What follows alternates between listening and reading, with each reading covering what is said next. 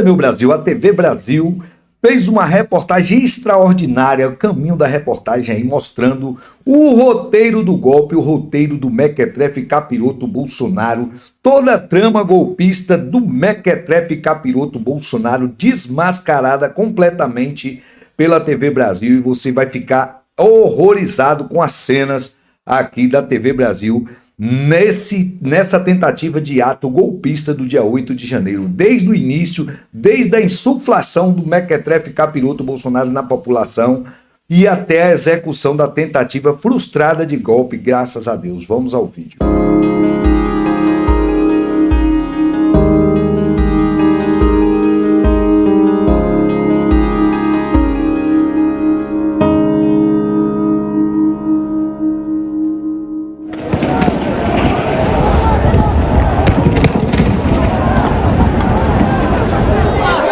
Vencemos, o bem vence o mal!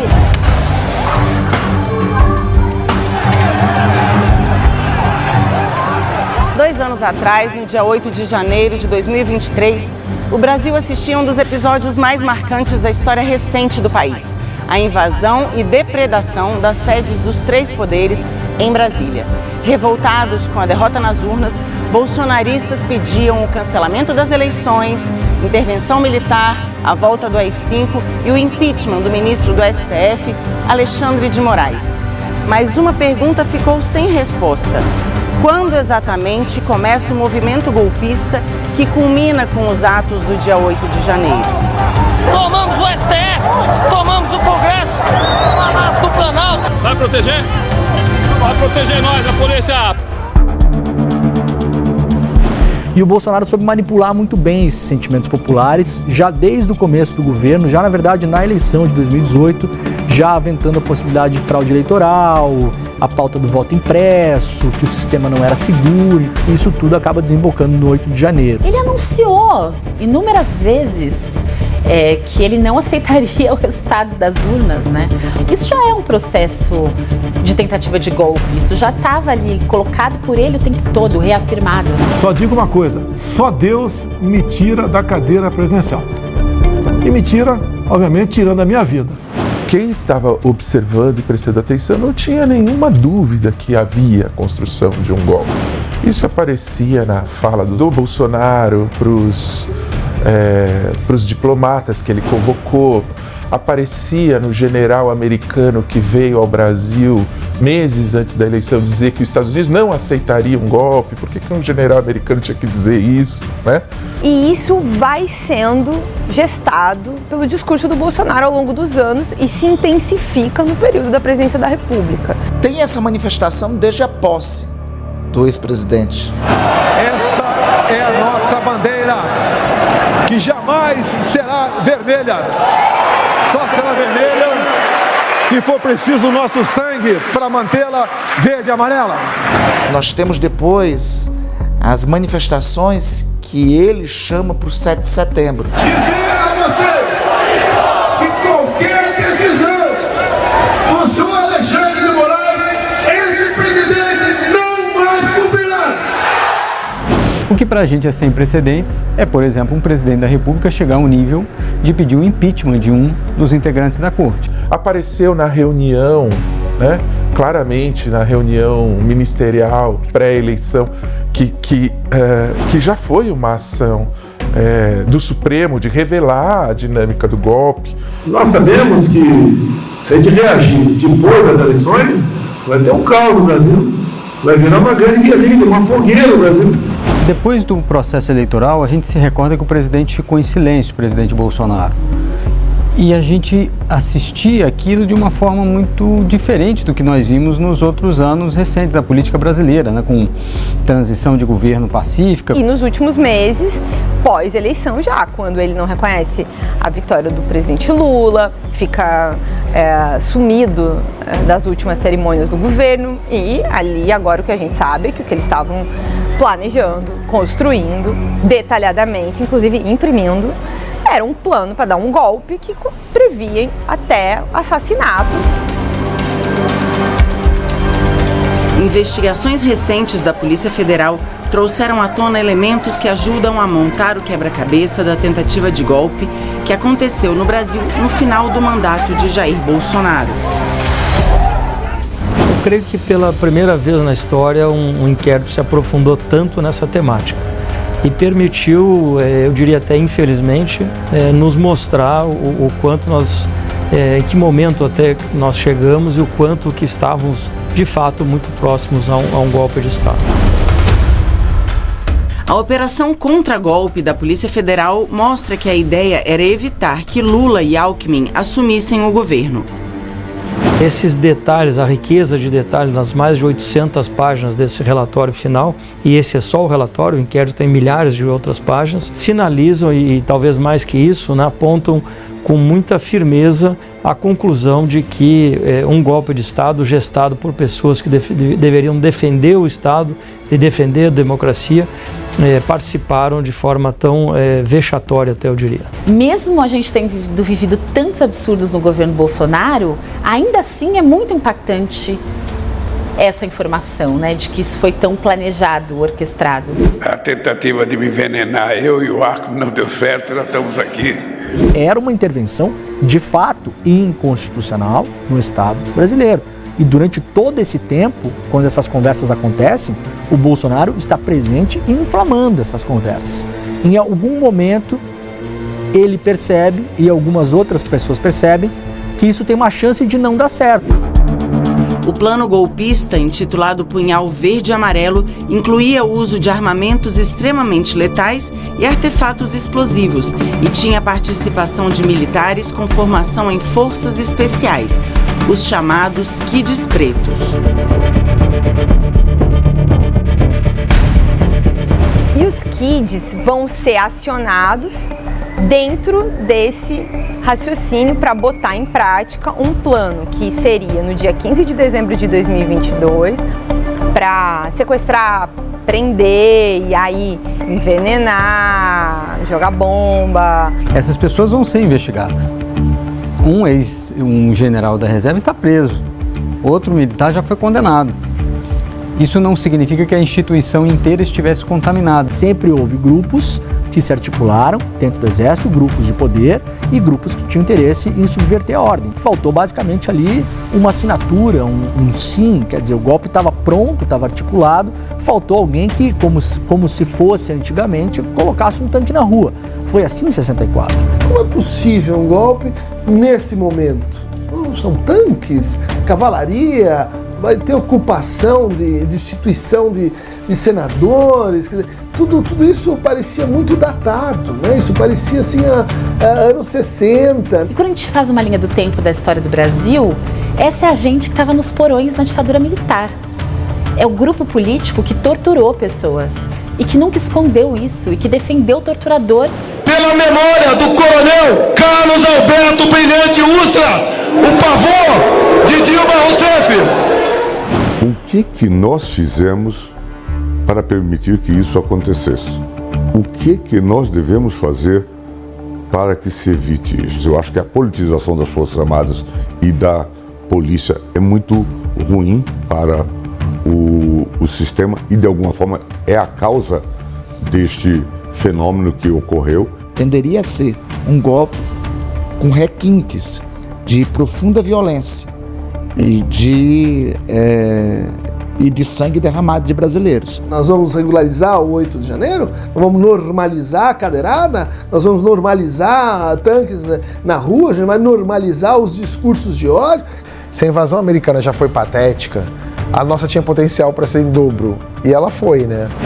Gente que estava defecando e gente pegando ornamentos e destruindo obras de arte, que seria só cômica se não fosse trágica também. Senhores, o presidente acabou de decretar intervenção militar. Vamos lá, vamos salvar o Brasil. É selva! Opa, selva!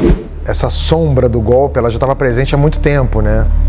Falava-se muito disso, havia muitas indiretas, uma comunicação truncada, umas ameaças veladas. Tem como só esperar acabar aqui essa rodada que o jogo tá bom a beça. Esperar o quê? Vamos salvar o Brasil, vamos tomar o poder, minha gente. Vamos lá!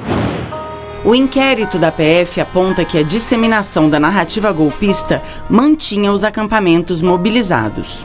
2 de janeiro de 2023, 64º dia, em frente ao Comando Militar do Sudeste, em São Paulo. Vocês não percam a fé. Não, tá bom. Lá na frente é só o que eu posso falar para vocês. O presidente dava umas mensagens cifradas ou alguns dos seus assessores falavam esperem, ou vocês têm que fazer algo, coisa do gênero, e que ninguém sabia exatamente o que era. O Bolsonaro contribuiu para isso ao não desmobilizar essa gente, né? Contribuiu fortemente. Em 7 de janeiro de 23, provoquei uma reunião com a Secretaria de Segurança Pública aqui do Distrito Federal, e lá expus claramente de que aquele movimento precisava ser contido. Hoje nós sabemos, né? Passado o tempo nós sabemos. Havia um plano de golpe estruturado que tinha contato com os acampamentos bolsonaristas e que alimentava a esperança bolsonarista no golpe e na ditadura do seu Jair Bolsonaro. Eu mandei um ofício para o ministro da Justiça, que mandou para o governo do Distrito Federal, exatamente nesses termos, pedindo para que as forças de segurança do GDF impedissem essas pessoas de sair, porque caso saíssem lá dos acampamentos, eles iriam, isso está escrito no dia 7, invadir o Supremo, o Congresso e o Palácio do Planalto. Essa coisa de criar uma instabilidade do processo democrático, ele automaticamente criou um colchão de condições para que um movimento mais extremista brasileiro chegasse ao que nós acompanhamos no 8 de janeiro. Os atuais movimentos populares são fruto de indignação e sentimento de injustiça de como se deu o processo eleitoral. Para fora desse grupo de identificação, qualquer um pode ser o comunista a ser abatido. Essa é a lógica de guerra. Segundo a PF, os investigados agiram de forma coordenada com influenciadores digitais para incitar bolsonaristas a pressionarem o exército para dar respaldo ao golpe.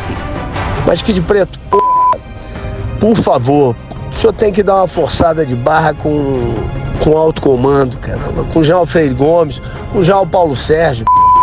Nem que seja para divulgar e inflamar a massa. Talvez seja isso que o alto comando, que a defesa quer. O clamor popular, como foi em 64. Precisamos clamar ao general Freire Gomes. Eu posso falar que ele é a peça fundamental para que tudo aconteça. Grupos organizados na internet. Alta idealização, paranoia, né?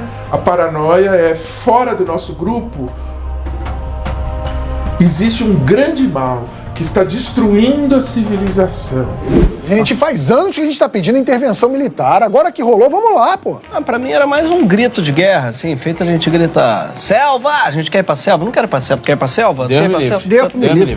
O humor vai lá e joga um holofote na cara daquilo. Ele tira a roupa do rei. Ele deixa o rei nu. Ele mostra o problema ali. E esses vídeos, especialmente sobre a tentativa de golpe, certamente bateu em alguém que queria fazer e que mudou de ideia vendo aquilo. Falou assim, realmente é muito ridículo, né?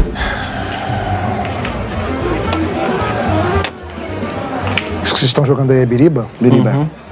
Pessoas que ocuparam o poder e que chegaram ao poder legitimamente, eu não estou questionando as eleições, passaram a usá-lo para o abuso, chegando mesmo ao ponto de imaginar que, perdendo a eleição, não estavam obrigados a deixar o poder. Nesse cenário, um golpe militar é um remédio, né? Você disfarça isso, você não chama de golpe militar, você chama de intervenção constitucional através de uma leitura equivocada do artigo 142, que entende que as Forças Armadas são uma espécie de poder moderador, uma tese esdrúxula que, aliás, já foi derrubada no Supremo Tribunal Federal. Não faz sentido algum considerar as Forças Armadas um renascimento do poder moderador. Suas atividades, suas faculdades, seus poderes estão definidos no artigo 142 e na legislação regulamentar. As Forças Armadas estão submetidas ao poder civil e é bom que assim o seja.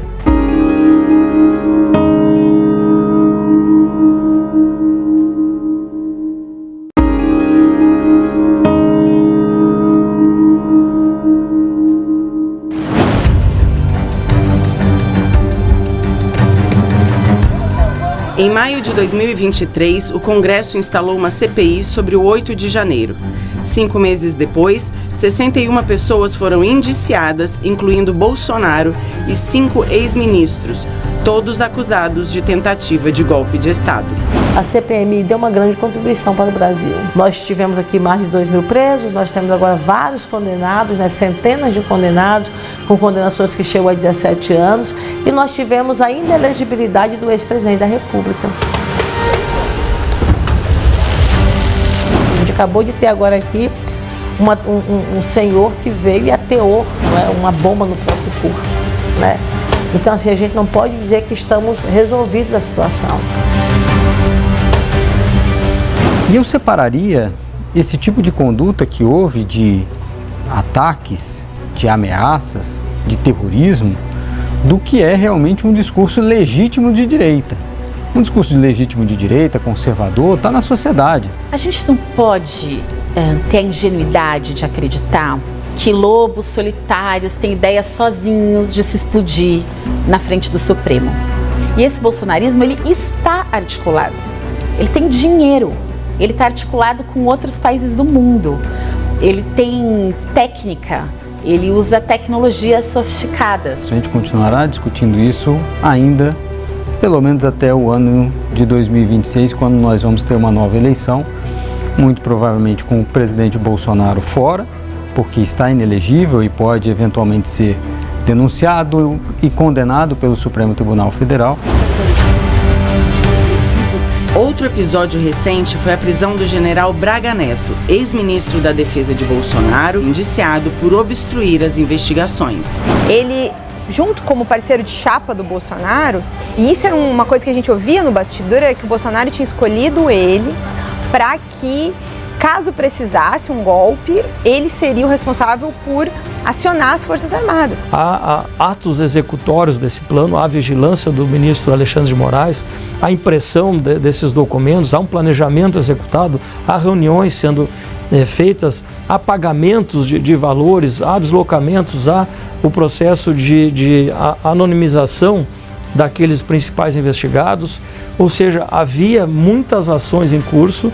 Depois existia a colaboração daquele, depois esta manifestação ela estava associada com aquela comunidade que foi incitada pelo gabinete do ódio, ou seja, a gente foi montando retrospectivamente a sequência de golpes dentro do golpe. É essa democracia que está prendendo pela primeira vez uma liderança do exército golpista brasileiro, que exatamente quer destruí-la, né? Então nós temos aí uma queda de braço, né, entre dois Brasis. E pelo que a gente vê das investigações da Polícia Federal, alguns deles aparentemente liderados pelo Braga Neto, mas não só, ainda estavam dispostos a dar esse golpe, talvez mesmo sem o Bolsonaro, ou talvez sem o Bolsonaro temporariamente, mas em o golpe dando certo, restituindo o poder ao Bolsonaro, falando, olha, você fugiu, mas a gente deu um jeito aqui, então volta para cá para reassumir esse governo. Em 30 de outubro de 2022, Lula é eleito. Bolsonaro não reconheceu a vitória do petista. O silêncio dele era a senha que seus seguidores esperavam. Foi então que começaram os bloqueios nas estradas e os acampamentos em frente aos quartéis. É claro que as pessoas podem ter entendido o silêncio do presidente numa certa direção.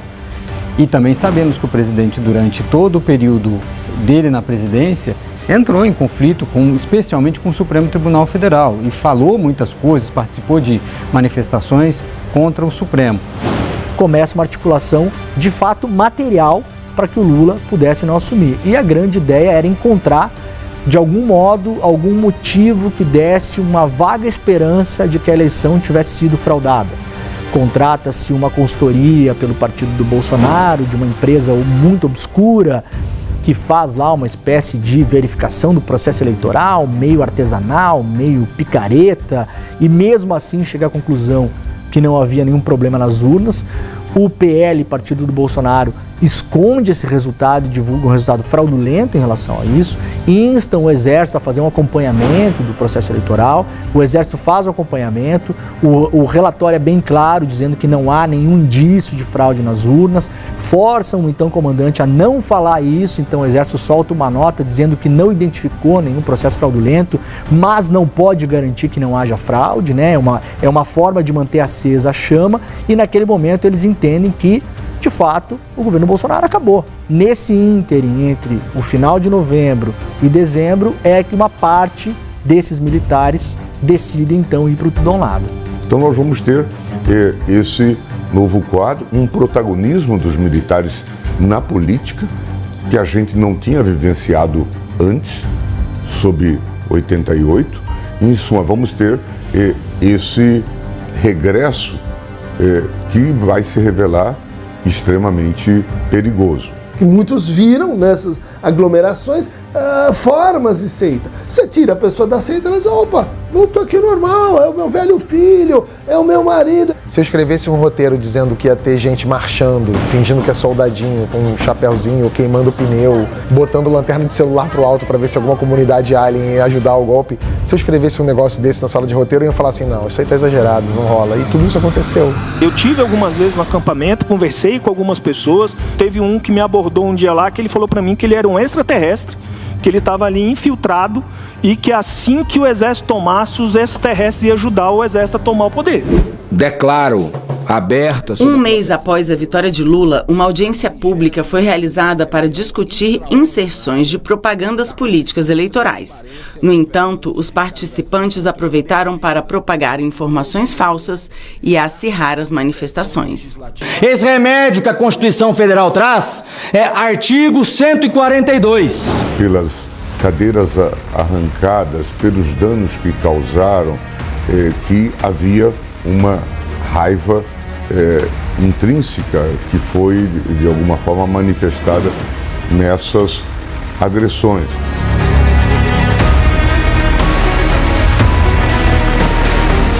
O ódio maior era externado ali em relação ao Supremo. Olhar o Supremo Tribunal Federal como inimigo, porque ele era capaz, e tem certa função nesse sentido, função constitucional, de impor limites a qualquer ação de governo que seja contra a Constituição. E aí, para quem prega valores antidemocráticos ou para quem ataca a democracia, o STF virou o inimigo. O famoso gabinete do ódio começou a destilar discurso de ódio contra as instituições, contra o Supremo Tribunal Federal, principalmente, contra a autonomia do Judiciário. Eu acompanhei de perto os eventos terroristas do 12 de dezembro de 2022, a ameaça que esteve sobre o presidente da República. Por pouco eles não invadiram o hotel onde o presidente Lula e o vice-presidente Geraldo Alckmin estavam. Isso desencadeou um movimento daqueles golpistas que estavam acampados frente aos quartéis do Exército Brasileiro e que tentaram invadir aqui esse prédio, depredaram vários prédios públicos, incendiaram ônibus, veículos, enfim, gerando uma grande situação de uma eclosão do movimento mais forte. Depois, no dia do Natal, véspera do Natal, você tem uma tentativa de bomba dentro do aeroporto de Brasília. Cujas pessoas foram presas, estavam com armas longas, com miras telescópicas para, possivelmente cometer um crime, um atentado contra o presidente eleito. E depois culmina com o 8 de janeiro.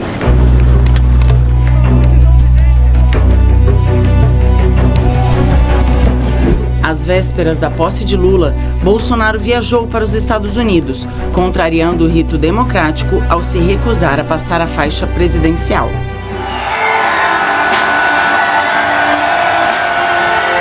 O Bolsonaro vai embora para os Estados Unidos e em seguida acontece o 8 de janeiro e aí não é nem só ele, né? Aí era a República da Flórida. Que aí o Anderson Torres também foi para lá naqueles dias, sem constrangimento, né? Tinham outros parlamentares, alguns ex-ministros que naquele início também seguiram o Bolsonaro. O que me surpreendeu foi ela ter acontecido uma semana depois da tomada de posse, no dia 8 de janeiro, né? Quando já não havia mais nenhuma possibilidade né, disso ter nenhuma eficácia política real. Caiu vamos dizer assim, a parte estratégica militar do golpe, mas não caiu a dimensão popular, né?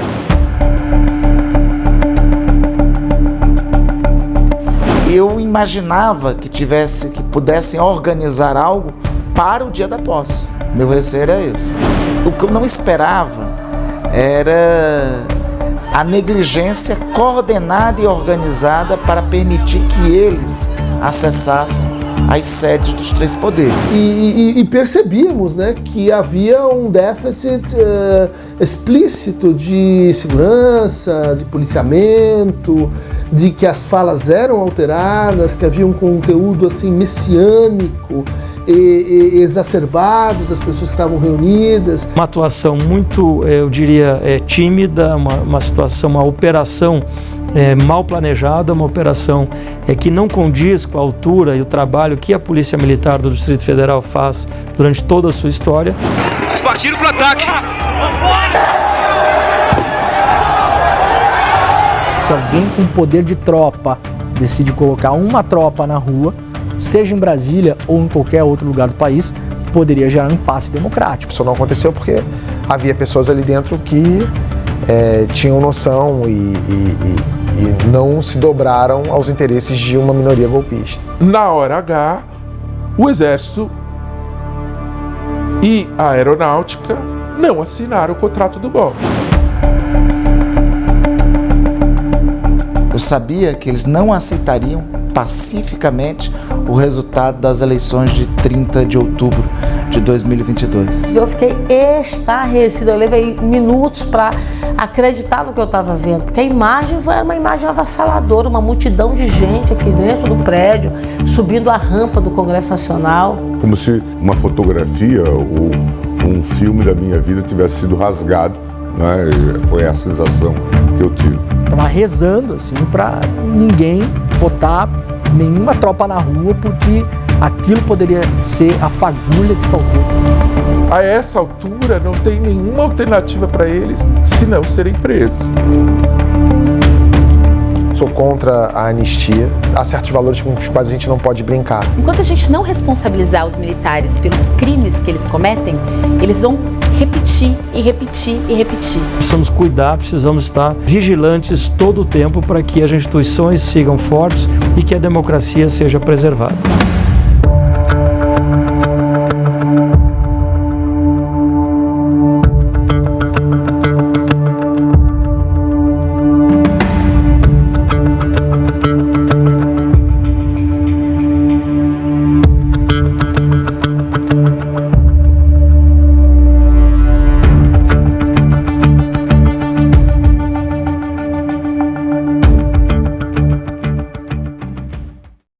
Se você chegou até aqui e não é inscrito ainda, se inscreva no nosso canal, deixe seu like e compartilhe esse vídeo.